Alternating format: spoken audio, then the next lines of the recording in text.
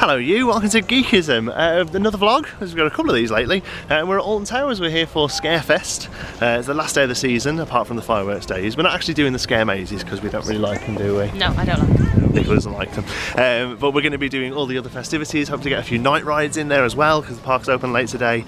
And so far, touch wood, it looks really quiet, so should be able to get on loads of stuff today. Going to be doing loads of footage of SW8, as much as we can at least anyway, and some cool. What's this?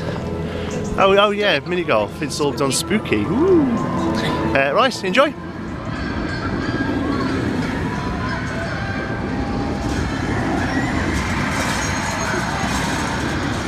Right, first up is the Smiler, which is Infinity, opened in 2013. It still holds the world record for most inversions with 14. Absolutely crazy ride. Obviously there was a bit of an accident, quite a bad accident actually a year or two ago, but they've really upped the safety standards ever since. And I personally think it's a great coaster. I think it has one of the worst queues of a coaster I've ever ridden, but the actual coaster itself is pretty good.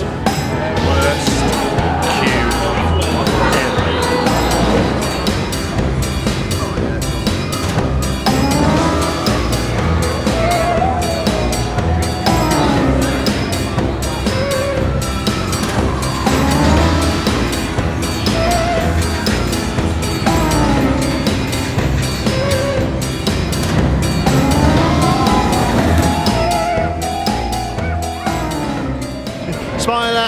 Look, I know it gets a bit of a bad rep. I think it's a fantastic coaster. We like it. Yeah. I think it's a great coaster. You know, 14 revolutions. It's great. The only thing about it is the theming is so off. Like I get it kind of fits in with the area, with the Oblivion, and we've got the Enterprise running as well behind us. But just that music. Oh. Anyway, while we're over, should we do Oblivion? It's quiet? Yeah. Okay, Oblivion next. So Oblivion is a B&M dive coaster. It's the first vertical drop in the world when it opens. It's 20 years ago now, 1998, it's fantastic. It's a quick ride, it's a short ride, it doesn't really do much other than the drop. At the time when it started, it was the new thing, you know, was a vertical drop, so it's kind of all they had to do. But you know, it's a short queue, so let's go ride it.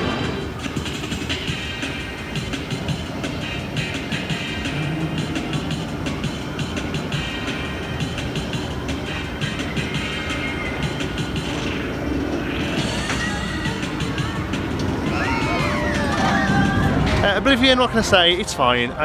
It's the one we skip if we haven't got the time really, because it's short and it doesn't really do much. But you know, it's fun, I guess. Like I say, first dive vertical in the world, so it's nice for that reason. But other than that, there are better ones out there now, Shikra and other things like that. Next up is Hex. This is one I am looking forward to. This personally, I think is a bit of a underrated one. It's a Vekoma Madhouse with great theming around the local legend of the chained oak, which is an actual tree that you can go and see. And it recently got some TLC, got a bit of a done up last year, so we're going to go in and see if we can notice any difference.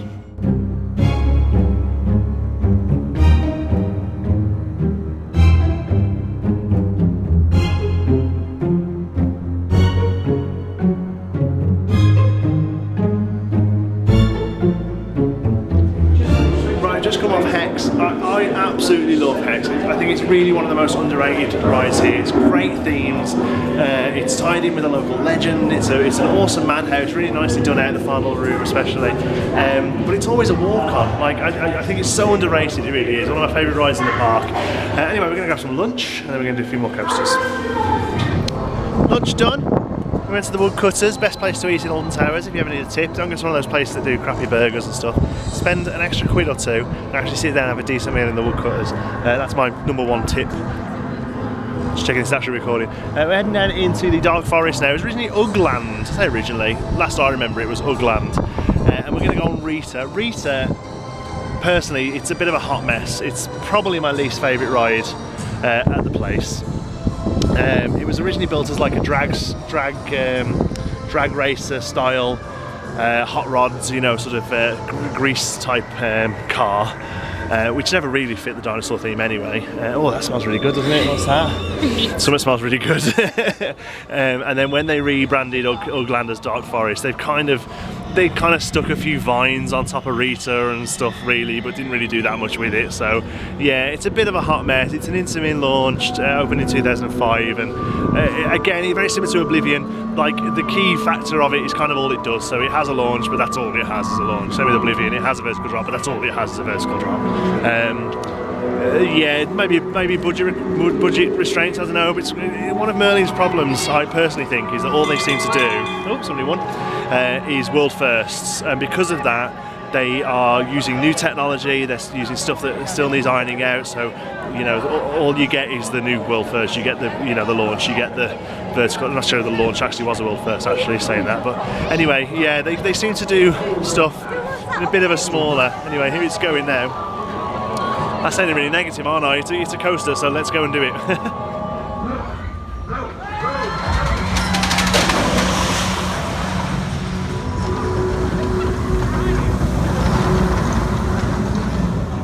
There you go, Rita done. It is what it is. It's a good launch, I guess. Like I say, a bit of a hot mess. Now we're going to go and do what I think personally is the best coaster in the park, and that's the 13, a family drop coaster that has got a really nice level of theming. Just works all really nicely together. I thought I'd show you a little bit of the area. Like I said, this used to be Ugland. They've now rethemed it as Dark Forest. There's still a few Ugland features hanging around. Bits of rock and everything. But one thing I talked about a little bit in the recent Pinewood Hills video is that in this country, at least, I don't know what it's like in other places, the midway always seems to be themed around the coaster it's near. So you don't just have generic midway, you have, here we look, Crypt Games, you know, Creeper's Claw behind you there as well. So that's definitely something we're going to take on board with Pinewood Hills, and theme the midway around the coaster that it's near. So, 13, it's an Intamin family coaster, opened in 2010. It's the first, I think they call it a free-fall drop coaster. So, the actual whole track with its coaster on it drops down. It's not a massive drop, it's about 9 foot, a few metres, something like that. Apparently, it's enough, just enough to give you that the level of thrill needed in a drop. I learned that at Frontier Expo actually. I forget his name. I'll put it on the screen. There's a guy who actually came up with the design for the drop, did the maths, and worked out how deep the drop had to be, how long the drop had to be to make you feel that sort of moment of weightlessness. And apparently it was something like 8.5 feet or something like that. Yeah, interesting stuff. I'll put a link in the description to the talk. You can watch it online. So yeah, the theming, again, it's the theming that Alton Towers do, which is spooky, because that seems to be recently the only thing they can do. There's for some reason a van there that's all spooky done out, but it's really nicely done. The whole thing knows what it is and it fits really well. It's a great family coaster. Like I say, my favourite coaster in the park, probably favourite coaster in the UK if I'm being honest with you. Yeah, just a really great experience.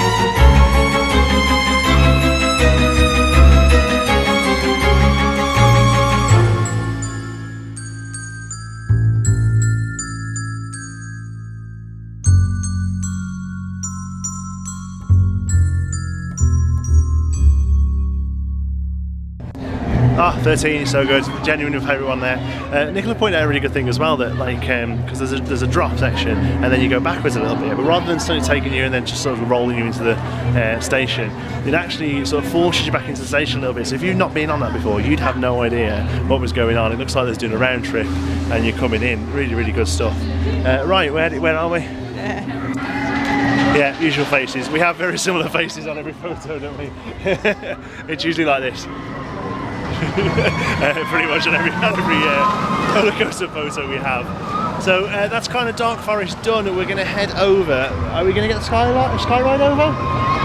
And we're going to go over to I forget what it's called, where Nemesis is. Forbidden Forest. Forbidden Forest. So yeah, again, Alton Towers, all they do is spooky. So we're going to over to Nemesis, the Galactica's over there as well. We're going to head back over to that area later on because we're going to try and do a few night rides on both Nemesis and Galactica as well. I think personally those are probably the best two to ride at night. I don't know that, I'm making things up as I go along, but that's how I feel. So we're going to get the sky ride over.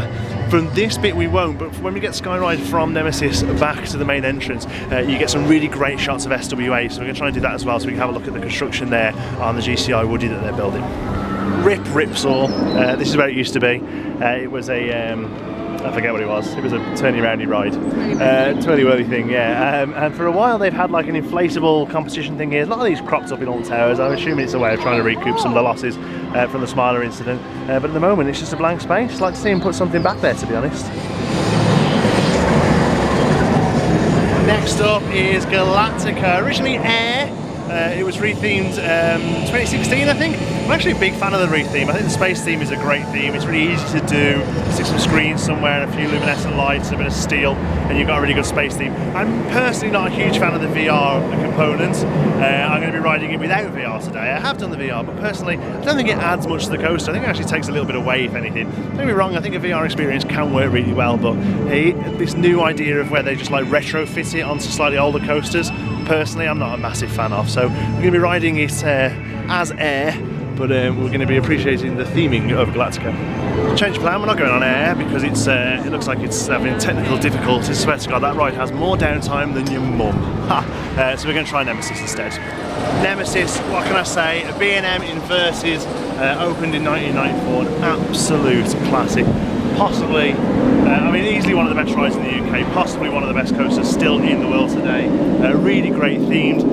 Last year they did a bit of TLC.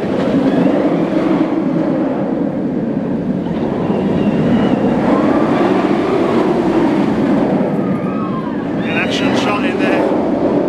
Oh man, it's loud, it roars, it's fantastic. So yeah, last year they did a bit of TLC with it, so the whole coaster station got a repaint. And yeah, it's looking really good. I rode it on Friday, just gone, back here today. It's one of the best coasters, it really is.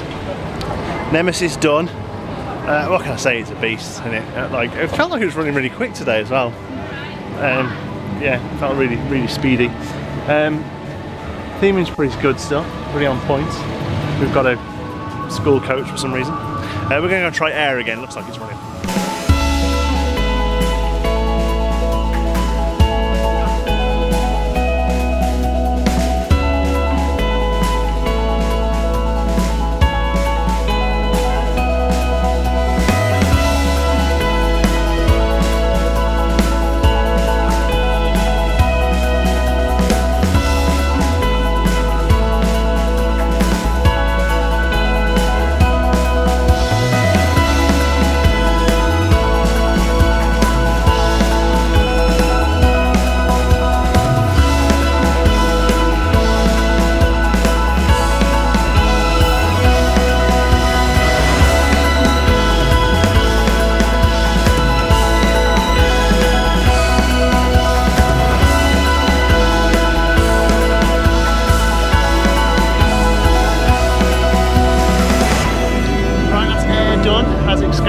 Dusk at the park.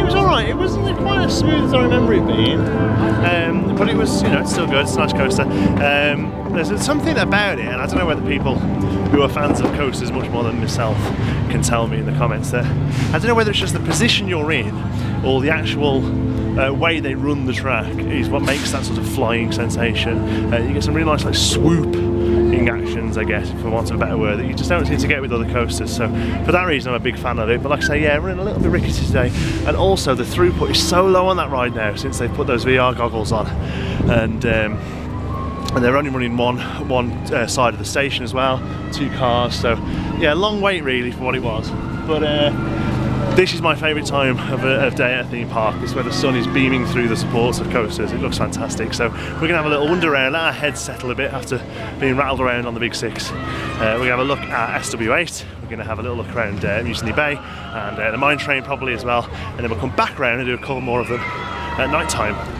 So SWA is well underway. It's currently standing by what will be the coaster station eventually.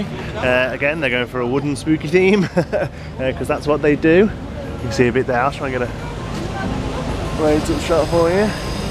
Also got a really great shot from the Sky Ride as well, so I'll put that over while I'm talking. So all we know then, it's built by GCI, it's a wooden coaster. It looks like it doesn't have a launch, which is originally what a lot of people thought we were going to get, but it still seems to be having some sort of world firsty type elements with sound tunnels and stuff, but again, we're just not going to know until later in the season. At the moment, the main track is just kind of in place. Here you can see a nice view of the lift hill there, interacting with the rapids. We don't currently know the theme, apart from there was a registered trademark for the Wicker Man, and also there seems to be a large man-like structure that the coaster goes through, so that kind of ties in as well. Maybe a big, large wicker type looking man that sets on fire or something. That would be quite cool, I think. Wooden coaster on fire, it's going to go well, isn't it? But it's looking really great, gorgeous. I mean, obviously look at the beams just lit up there in the sunlight. It's so nice to look at. Can't wait to see it next season. Here we go. Hashtag choo choo. So the Royal Mine Train. It's a powered steel coaster by Mack. Opened in 1992. £1 million this one cost. I think it might have been their first million. Not too sure about that though. Great little mine train coaster, really nicely themed on the front at least. Obviously, whereas the back is not as much theming, but great little coaster.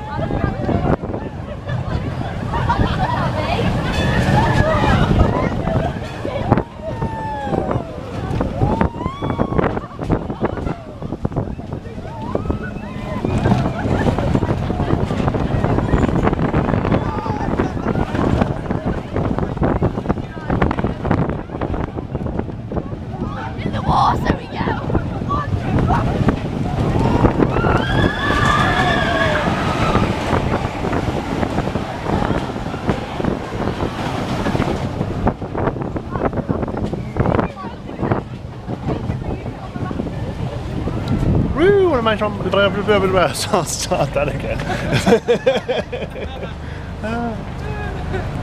Woo! Runaway mine train! That was good. Yeah, we got an extra go as well. They sent us around 3 times because they weren't quite ready. And now we're heading down towards Gloomy Woods. This is the last ride of the, not last ride of the day, because we're hopefully going to do a couple of night rides on coasters.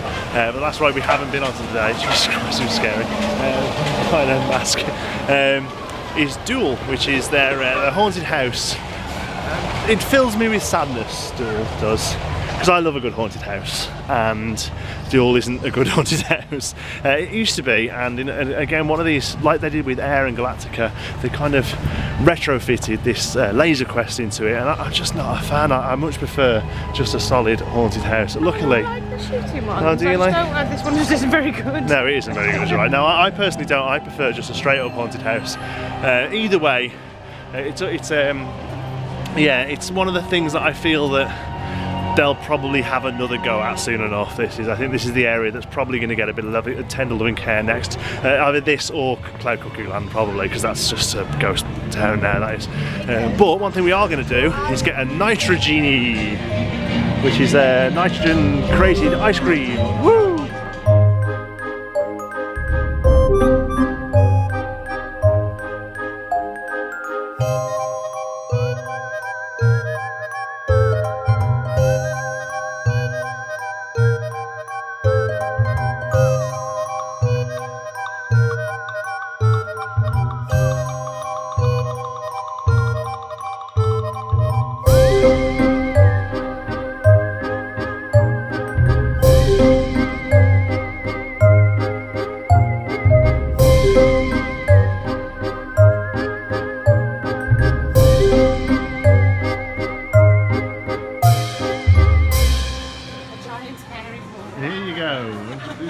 Called on the thing.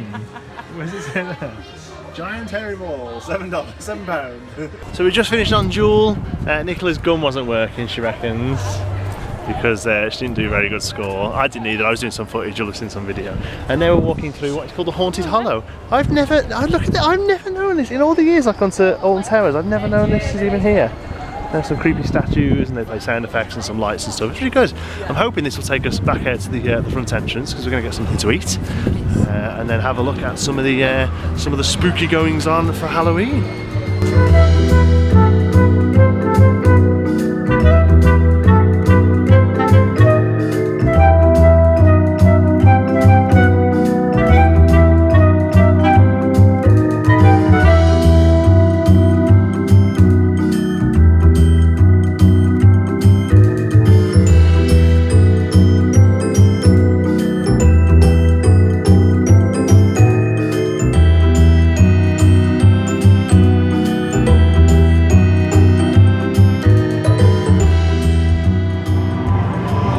We did Spinball Windsor because we didn't ride it in the morning, and 13 in the dark. Wow, coasters in the dark are really great. I'd love to do some more of those in the future.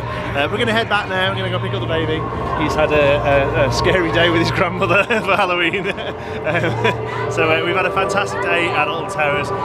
Really great theming and feeling for Halloween.